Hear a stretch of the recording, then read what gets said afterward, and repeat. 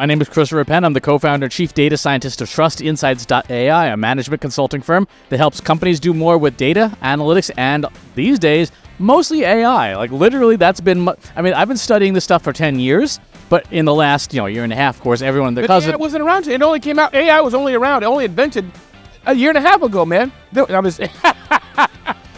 Yeah, let's talk about that. But that's a good point.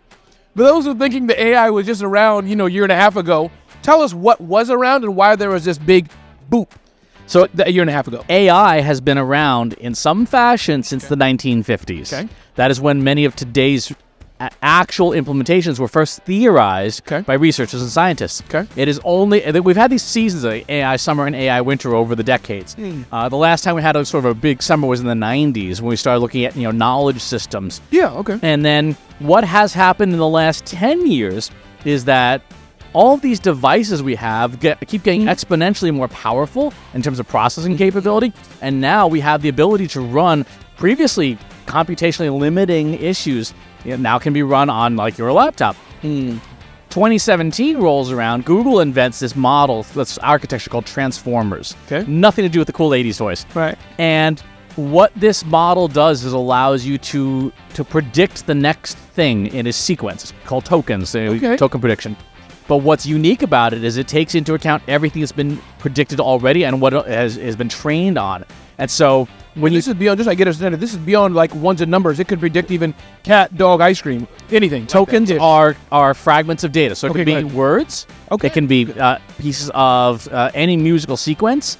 It can be parts of genetic code. Got it. Right? Okay, go ahead. And so this Transformers architecture came out in 2017. And companies, one of which is called OpenAI, started messing around with it. In 2020, the last time I was in social media marketing world, and I was wearing one of these back then, and people were like, why are you wearing that? Here we are 4 years later. They started releasing models. One was called GPT-2 back in the day, and you could download it for free, play with it, and see what it did. People like you were doing. Yes. I was no clue, didn't even know, never heard of it. Yep. Go ahead. About a year later, Eleuthera AI released a model called GPT-J6B, which was the first one that could write coherently without a lot of extra work. I see. And then, of course, in November of 2022, OpenAI releases GPT 3.5 Turbo and a web interface to it called ChatGPT. And suddenly, everyone in the world is an AI expert because they can write a prompt now, as opposed to what you had to do previously, which was, quantize the model, run it, put in a Python script, and now it's like, just chat with it, have a conversation with it, and things come out. So that's really been the evolution of this stuff. And then what's really crazy is over the last 2 years, the speed at which new models are released and the capabilities of the models is off the charts. So the old GPT-2 model had a context window, which is how much it could remember, of 1,024 tokens. A token's like a 3 or 4 letter word fragment, so it could realistically remember 700 words, like a small chat. Not bad. GPT 3.5, 2,048, right? The first iteration of GPT-4, which is the paid version of ChatGPT, 8,192. Then OpenAI has released more and more, and so the current version, GPT-4 Turbo, can remember 128,000 tokens or 90,000 words, right? So you could put a book in as a prompt, and that is your whole prompt, and it can remember that and work with it. Gemini, Google's model, just announced version 1.5, which will be out a little later this year. 1 million token context windows. You could take a shelf full of books as your prompt, put the entire bookshelf in, and say, let's make stuff with it and stuff. So that's how fast these tools are evolving, how capable they are. And again, it's not just words. So these things are displaying semi-reasoning-like capabilities. They can infer things, they can guess things, because this is a prediction. But they're being used now to do things that are sequential, but not necessarily language, like DNA. So just a month ago, 5 new classes of antibiotics were discovered by AI because we loaded all the materials in that we knew about. We loaded in genomes, and we said, predict the next thing is likely to impact this sequence of RNA. And so now we have new tools against disease predicted by machines. I don't even know what to ask anymore. I'm blown away. So, okay, let's do this. What should the average business owner know? Then I want to get back to the geek, but I want to go now backwards. I'm a painter in Mississauga, Alaska. I know it's in Canada. But, wherever I am, what should that average basic small business owner know about what you just said. So here's what the average business owner should know about generative AI. Okay. It is the world's smartest intern.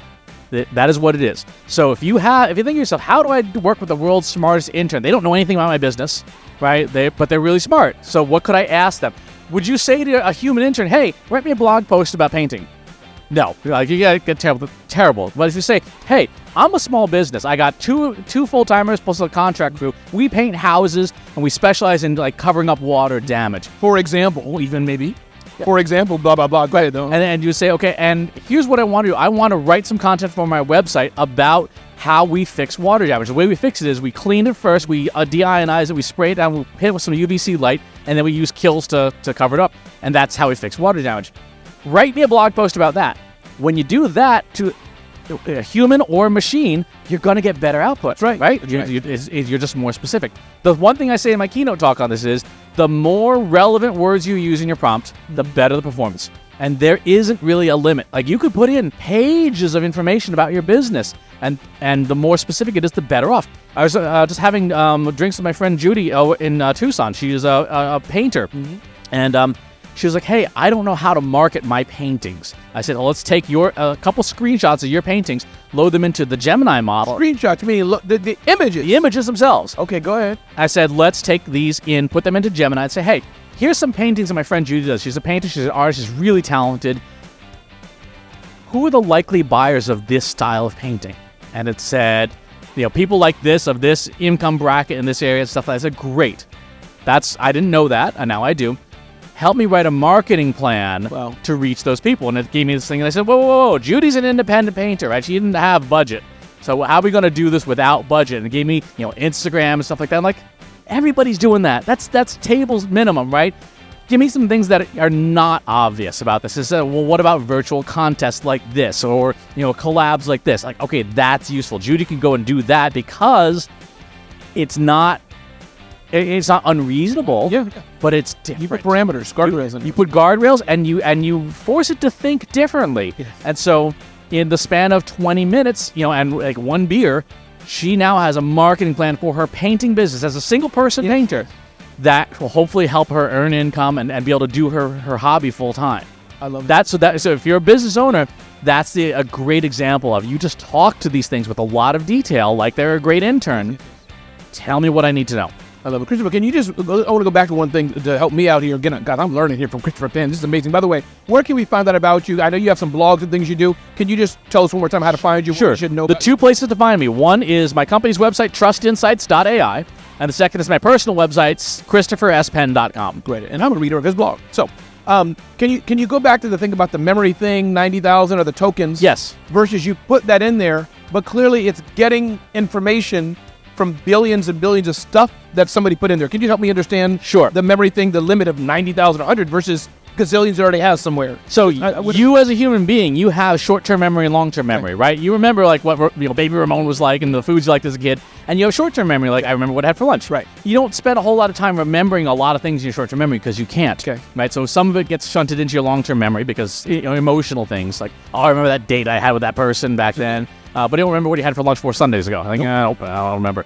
That models work exactly the same way. They have a long-term memory, which has been trained on all this data from the internet. People put in there. Okay, got it. And there's the short-term memory, what you're working with in the model at that time. Okay.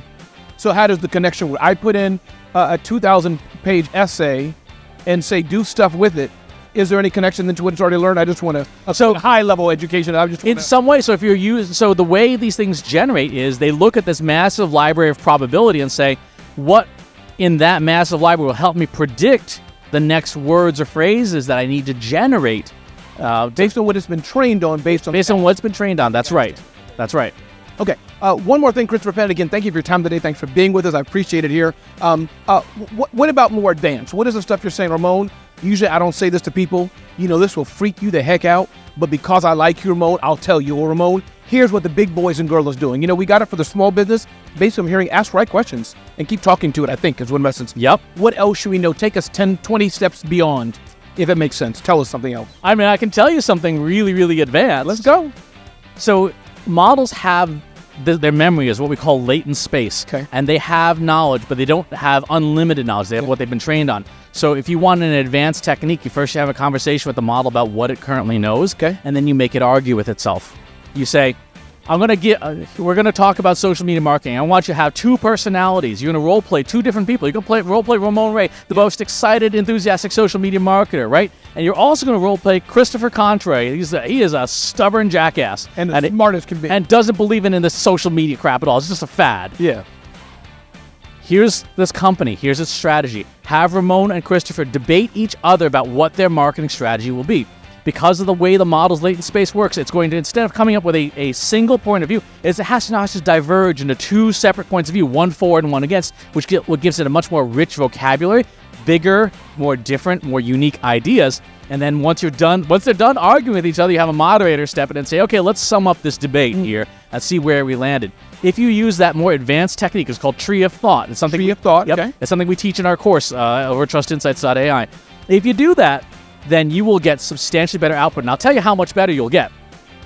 I first, the other day, said, okay, models, let's have some fun. Let's try and predict the winners of the Super Bowl. Okay. Right? I gave it the NFL postseason stats and just said, try and predict it based on this. And all the models came up with an okay prediction. But then I said, okay, I'm going to have you role play Billy, the Kansas City sportscaster, broadcaster fan, and I'm going to have you play Bob, the 49ers fan. And Billy and Bob yell at each other, have a show, and they're all going off like, oh, well, we got special teams, we got defense and stuff like that.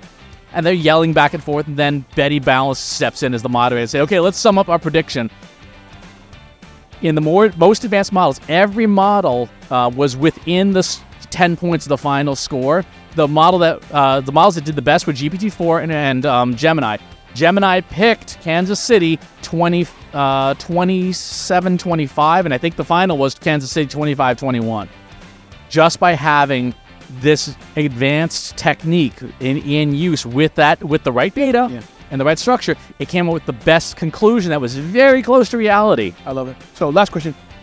Human replacement, of humans being replaced, interns not needed, the whole aspect, again, you already know better than me what I'm trying to ask. This whole aspect of what will replace humans or not from McDonald's, and again, I know I'm stuffing a lot in here, but from the cashier at McDonald's, we don't need you in 10 years or 5 years or now. Two, we don't need the travel agent to tell us how to go to Taiwan and Africa. We can ask a ChatGPT. You get what I'm trying to ask? Can you break down this conundrum? Is it true, false? Does it depend on humans not needed or humans are needed? Break that down. It depends. Okay. So, and that is the answer to any of these questions about how jobs are going to be affected. Yeah, jobs. AI takes tasks, and it's very capable of very specific tasks. A job is a collection of tasks. Okay. So the question you have to ask is, what tasks of mine do I do in my work that are highly repetitive, right? If it is highly repetitive, AI will eat it at some point, right? If it is not repetitive, then it's going to be very difficult to train a machine to generalize for that randomness. So when we look at companies and work and the way people work, what are the things that are repetitive? That's going to go away. And that strongly impacts entry-level jobs. Yeah. Right? It strongly impacts internships because that's all repetitive stuff. Go get me coffee, right? Yeah. But even as you go up the food chain, that still also impacts repetitive jobs because guess what? The CEO's got to do the earnings call this month. Yeah. So that's a repetitive task. He's got to stay out there and tell the world things are great even if they're not, right? So all these tasks are up for grabs. What will happen is one of two things. Okay. Either, and both can happen. Progressive companies will say, okay, we need to give AI as many tasks as possible, then upskill our humans, get them doing the things that only humans can do, right? Relationship building, interaction, ideation with others, collaboration, right? Regressive companies will say, how much headcount can we fire as quickly as possible to cut budget and get to a higher level of profitability? And again, we're already seeing that. We just saw Google fired the agency that's been doing the search quality ratings guidelines for the last 17 years. Why? Because they have enough 17 years worth of data to say, okay, well, we can get a machine to do this now, and we don't need this agency we used to pay $100,000 a month for. We can now just automate that entirely. Two people just fill it in some... Exactly, you build in a model. So that's what's happening right now. As the models continue to grow and get more skilled, they will have greater impact. For example, OpenAI's Sora model that just came out, they're just demoing it. photorealistic video, 60-second snippets. Yeah, seeing that. Right? Think about how many cuts are there in a video, average video, right? If you look at a video like the Super Bowl commercials, the 90-second commercial with Arnold, 60 cuts. The longest segment of contiguous video, and that was 5 seconds. So a model can easily be, as long as it can become coherent. Got it. Mm-hmm. We have to become the conductors of the orchestra, right? Right now we're all first violin, second violin, whatever. The orchestra is getting replaced. So we, the humans, have to be the conductors of the machine orchestra if we want to have prosperity as individuals. At a societal level, we have a very, very, very daunting challenge ahead of us. And this is all societies, all nations on the planet. We have to have a very, very serious conversation about universal basic income, because there's going to be a whole lot of people who do not have a role. Companies need to be thinking about leadership, right? Leadership is a problem because what happens when you get rid of most of your entry-level employees? You don't have your first-generation managers. In 10 years, you don't have your first-generation directors or VPs, and eventually you don't have enough people to have a wide enough bench for a solid management of a company if you just get rid of everybody. So these are the consequences we have to think through and say, well, how are we going to approach this? Do we employ people maybe at lower levels of productivity? Do we shift down to a 3-day work week? Right? What do we do to preserve the unique value of human beings? And what do we do with the enormous amount of structural unemployment we're going to have? Because here's the thing that if you look back in history, once unemployment that's structural rises 5 or 6%, you get guillotines and pitchforks and torches, right? Bad things happen once you get above a certain point. We are fairly close to that. Yeah. We also have 8 billion people on this planet to feed and house and stuff like that. And the climate issues are going to compound a lot of this. So we are at a turning point in human history right now where we have to decide how we're going to use these technologies responsibly and deploy them with an eye towards benefiting humanity. I don't think the people who are building AI right now have that in mind. In fact, I know they don't, because I had a conversation with someone who interacts with a lot of these tech companies. Their mission is not to build AI that benefits humanity. What they are all following and aggressively chasing with a zealousness that is almost religious in nature, they want to be the first ones to build God. They want to be the first ones to build an artificial superintelligence and lay claim to the we built God. Which then goes counterintelligence at the ultimate day. Again, not to get political here, but the fact is that that's the dangerous part of it. And that's the side where you're saying you should be building it to how do we help mankind, where it's the wrong goal. It may happen, but the goal should be different. Right. And if you do manage to build a sentient, self-aware machine, which is a long ways away because of compute limits, what is that machine that has been trained on all of human history and all of knowledge, what does it think about us and our role on this planet? That's right.